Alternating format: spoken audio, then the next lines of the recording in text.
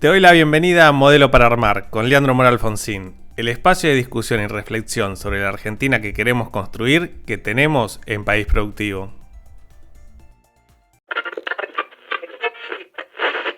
Pero vamos a arrancar por el final, vamos a spoilear. Israel 1985, 450% de inflación. Israel 1986, 20% de inflación. El tema es cómo se dio. Tuvo en la década del 70 10 años de estancamiento económico, tuvo crisis de balanza de pagos, y esa crisis de balanza de pagos redundó en un proceso inflacionario que fue ganando velocidad y que fue ganando terreno. El plan de estabilización de Israel tenía dos objetivos importantes: bajar la inflación y mejorar el balance de pagos. Hoy vamos a hablar del plan de estabilización que le permitió a Israel controlar la inflación a mediados de la década del 80. ¿En qué consistió y qué ideas se pueden tomar? Quédate con Leandro Mora Alfonsín, Sebastián Mazurkiewicz y Aldo Lorrusso en Modelo para Armar.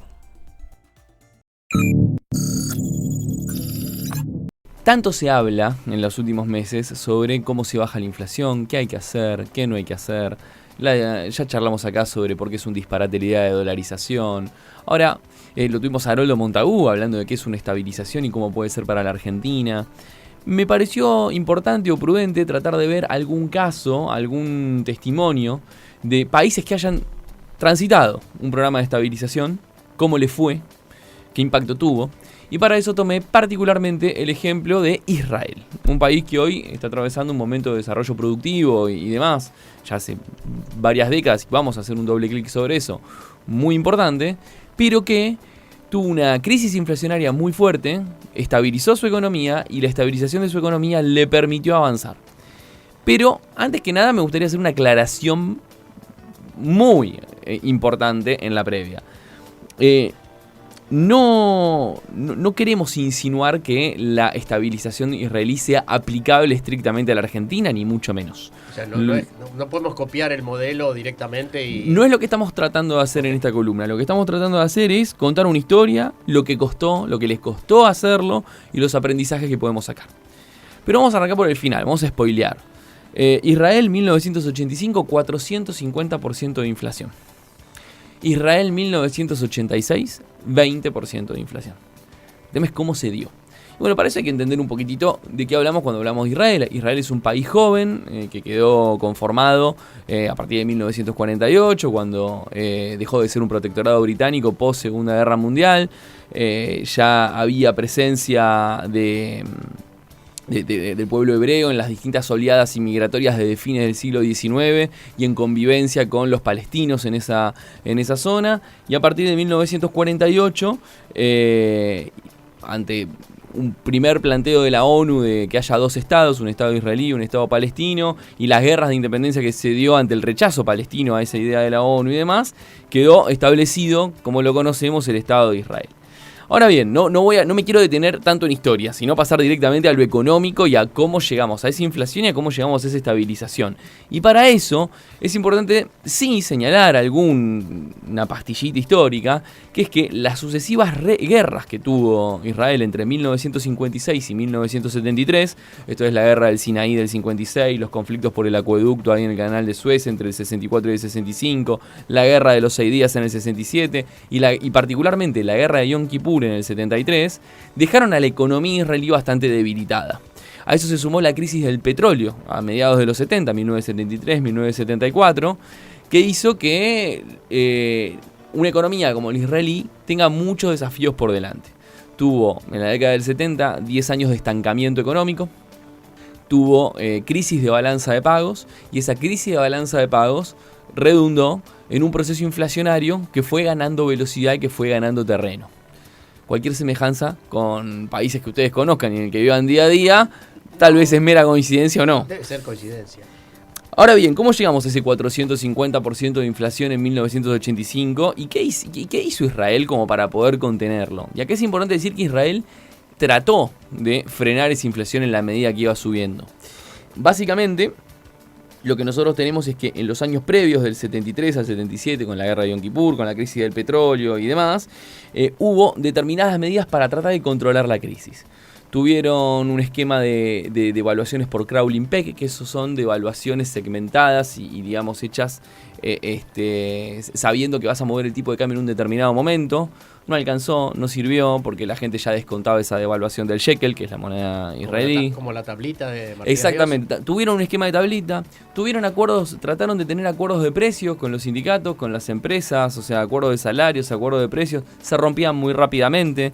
Había medidas económicas que estaban mal articuladas, que no estaban bajo la noción o bajo el paraguas de un plan de estabilización en sí mismo. En ese sentido, digamos, la crisis financiera que se dispara en Israel hacia fines de los 70 se volvió un poco incontrolable en ese momento y las respuestas que se fueron dando fueron todos intentos fallidos. En el 83 se devalúa la moneda y en vez de controlar o dar mejores expectativas, lo que ocurre es un colapso de las acciones. Y ese colapso de las acciones llevó a que cualquier intento de congelamiento de precios y más fracasara, y que llevara a otra nueva devaluación. Empezaron a entrar en un loop que digamos, no era sano, digamos, para poder encontrar una solución. Entonces, en ese sentido, lo que se puede evidenciar después de estos intentos fallidos es la falta de coordinación que había para salir de la situación, hasta que en 1985, el 1 de julio de 1985, se lanza un plan integral de estabilización. La intención es, el camino que yo les propongo es contar un poquitito de qué se trató, pero después entender algunas de las particularidades de Israel en sí mismo, para saber qué pasó después con el país. El plan de estabilización de Israel tenía dos objetivos importantes: bajar la inflación y mejorar el balance de pagos. El balance de pagos venía muy atrás. ¿Por qué venía muy atrás? Israel no es un país rico en recursos naturales. De hecho, al día de hoy, el 43% de sus importaciones siguen siendo materias primas, alimentos, metales ferrosos, digamos, cuestiones básicas para producir otras cosas. Entonces, en términos de balanza de pagos, jugaban un rol de país muy menor y su moneda acompañaba cualquier tipo de proceso internacional. ¿Cómo estaba compuesta la industria israelí hacia fines de los 70? Si uno tiene que pensar cómo era la estructura. Vos tenías la agricultura como un sector importante que heredaba el modelo de producción de los kibbutz, que eso venía de fines del siglo XIX, de las colonias que se iban estableciendo desde fines del siglo XIX. Los sectores que funcionaban eran el textil, la confección, los muebles, los agroquímicos, algunos productos farmacéuticos y metalmecánicos. Y el Estado, el foco de promoción estatal, las políticas industriales que podía tener Israel desde los 60 hasta fines de los 70, se basaban en agricultura, agroindustria e infraestructura. Básicamente porque infraestructura no había. Era un país que tenía muchas tensiones con eso. Ahora bien, volvemos al plan de estabilización en sí. Bajo esa estructura productiva y bajo ese devenir de los últimos 10 años, lanzan ese plan con dos objetivos: mejorar balance de pagos y reducir inflación. Tuvo 5 elementos que podemos destacar como diferenciales. En primer lugar, tuvieron una política monetaria muy estricta, donde redujeron el crédito y subiendo la tasa de interés, ¿sí? Tratando de dar mayor valor al shekel. Y al mismo tiempo, y a diferencia de los intentos de estabilización previos, se pusieron muy firmes con la reducción del déficit fiscal, que en ese momento tenía 15% del PBI. Era muy fuerte. El primer objetivo era reducirlo a 5 puntos del PBI, a 5% del PBI. Ese fue el primer objetivo que se pusieron. Pero para que la estabilización sea exitosa, había que dar señales. Y las señales fueron establecer anclas. Básicamente hubo 2 anclas en el plan de estabilización israelí: el tipo de cambio y los salarios. A partir del 1 de julio se convalidó una última devaluación fuerte de alrededor del 16%, y como los salarios se indicaron que no podían subir, iba a ser el otro ancla, sí había como una especie de paritaria medio forzada, no negociada, con algunos aumentos puntuales que se iban a dar en agosto, en septiembre y hasta abril de 1986, o sea, hasta el año siguiente. Había un caminito de, bueno, estas variables no se mueven. Y si estas variables no se mueven, recordemos un poco columnas anteriores lo que decíamos de los macroprecios de la economía y cómo jugar con eso. Convergen. La convergencia de ellos es importante. Acá tomaron estas 2 anclas para que esos macroprecios converjan. Ahora bien, eso fue acompañado de un congelamiento de precios por 3 meses y el control de esos precios, pero una vez que se habían movido estas variables, no el control de precios como objetivo en sí. En resumen, lo que podemos decir es que el proceso de estabilización israelí fue un proceso combinado de elementos de política más ortodoxa, política monetaria restrictiva o control del déficit fiscal, con algunos elementos heterodoxos que tienen que ver con esto de los precios, elegir un ancla, como en el caso de los salarios, digamos, tomar algunos elementos de más acuerdistas, que ya habían fracasado, pero volvieron a apostar a ese acuerdo entre las partes. En un aprieto y se preguntó cómo fue el tema de la reducción del déficit, cómo era el déficit fiscal. Básicamente lo que hicieron fueron primero aumentar impuestos. Aumentaron impuestos al patrimonio, que no existían, impuestos directos al patrimonio, que no redujeron el gasto, sino aumentaron impuestos, aumentaron la recaudación. Trataron de no recaudar, de no recaudar a través de la producción, sino más de impuestos directos, que no eran tan grandes en Israel, más que nada porque al ser un país que necesitaba recibir nuevos migrantes y demás, tenían una carga impositiva que oscilaba. Y por otro lado sí recortaron gasto, sobre todo en partidas de subsidio por la carestía de vida. En un país donde los alimentos suelen ser bastante importantes, porque es zona desértica, tenés poca materia prima y demás, había un subsidio para alimentos, por ejemplo, esos subsidios se fueron retirando. Pero digamos, la velocidad o el ritmo que le pusieron implicaba que había que cambiar un poco, porque ¿qué ocurría en Israel? Ese ritmo de déficit se sostenía con deuda, con emisión de deuda, ya sea en shekel o en dólares o lo que sea, pero afectaba directamente al balance de pagos por el pago de dólares. En paralelo, esta estabilización no hubiese sido exitosa si no hubiese contado geopolíticamente Israel con el apoyo de los Estados Unidos. Estados Unidos e Israel tienen una relación desde el inicio de Israel como país muy cercana, y Estados Unidos le dio una ayuda económica de $1.500 millones, que en ese momento era el 6% del PBI del país. O sea, en términos relativos era muy fuerte. Hoy escuchás $1.500 millones y no te parece tanto. Nada. Claro. Pero en ese momento era muy, muy fuerte. Y ese plan de estabilización se conjugó, no es solamente el plan de estabilización, que tuvo ese efecto. En 1986 ese plan de estabilización hizo bajar la inflación de Israel del 450% al 20%. Después hubo una meseta. La inflación promedio hasta 1993 fue cercana al 18%. Y los precios no terminaron de estabilizarse a un ritmo bajo hasta inicios del año 2000. Entonces, ¿qué fue lo que pasó también en Israel para poder mejorar todas sus variables económicas? Y ahora vamos a hacer un doble clic sobre cómo está Israel hoy, ¿no? Pero, ¿qué fue lo que pasó también en Israel, además de un plan de estabilización? Un cambio sensible en la matriz productiva. En parte también con la influencia geopolítica y el apoyo de países como Estados Unidos, pudieron trabajar sobre un cambio en su estructura productiva de base, y esos sectores que yo te decía hace un ratito, que era agricultura, textil, metalmecánica y demás, a partir de los 80 cambiaron. Y empezó a tener un rol clave la defensa nacional. Hubo un decreto hacia fines de la década del 70 que era que los países no podían, o sea, se habían limitado las compras de armamento por parte de Israel y demás de países extranjeros. Así que tuvieron que empezar a fabricar armas en el propio país. Recordemos que es una zona de conflicto. Israel limita permanentemente desde su inicio con Palestina y con países donde hay hipótesis de conflicto permanente. Israel tiene relaciones diplomáticas con 157 países, solamente 3 de ellos al día de hoy son árabes: Egipto, Jordania y recién desde 2020 Emiratos Árabes Unidos.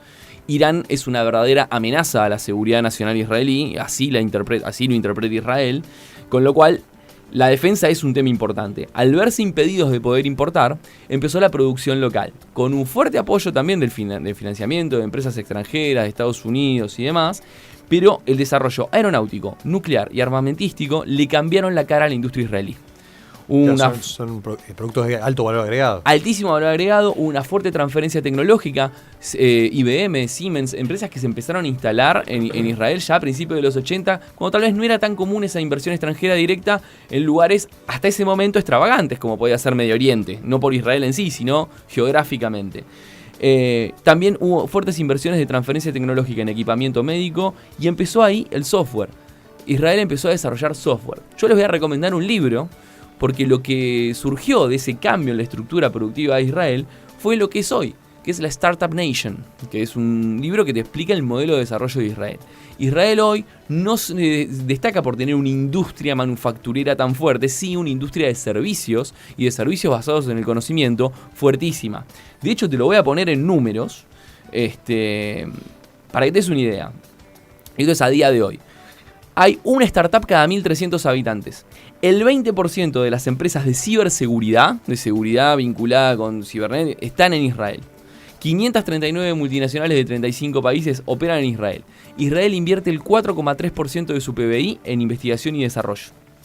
Y en materia educativa, vos tenés 140 ingenieros cada 10.000 trabajadores, que es uno de los ratios más altos de todo el mundo. Entonces hay un cambio en la estructura productiva, mucho más tech, o sea, mucho más orientada hacia servicios basados en el conocimiento en la década del 90, pero en los 80 hacia vectores de industria manufacturera con alto valor tecnológico y alto valor agregado. Para ponerte una idea, para ponerte una idea un poquito en números, en el 2007, no hace tanto, hace poquitos años, en el 2007, hace 16. Claro, el 7% de las exportaciones de Israel eran exportaciones high-tech. En el 2021, esa proporción pasó al 30% de las exportaciones. Si te lo pongo en guita, y este efecto de la Startup Nation, si vos ves el saldo comercial de Israel en bienes, es deficitario. Tuvo un déficit de saldo comercial de bienes Israel de 22.000 millones de dólares en el 2021. Pero si a eso le pones el saldo de servicios, le sumás el saldo de servicios, pasás a tener un superávit, o sea, solamente de servicios tenés un superávit de 40.000 millones de dólares, redondeando una cuenta corriente que te da un saldo positivo de 20.000 millones de dólares. Es decir, el sector servicios en Israel es importantísimo. Y que hayan podido aprovechar esa oportunidad y desplegar la política industrial que desplegaron, y que podríamos hacer incluso una columna más larga sobre eso en específico, tuvo como origen, como causa de origen, el proceso de estabilización en 1985. Cuando nosotros en Argentina decimos que hay una olla de oro al final de nuestro arcoíris, cuando hablamos de litio, de vaca muerta, o sea, de todos los sectores que nosotros decimos, che, el despegue de la Argentina va por acá, ¿qué decimos que como condición necesaria? Tenemos que estabilizar. El caso de Israel nos da la lección de que estabilizando vos tenés ese camino, digamos, hacia futuro. No obstante, y con esto cerramos, hay algunos números para tener en cuenta también del devenir hoy y para que veamos qué problemas tiene hoy Israel, que son más problemas de un país desarrollado, no en desarrollo.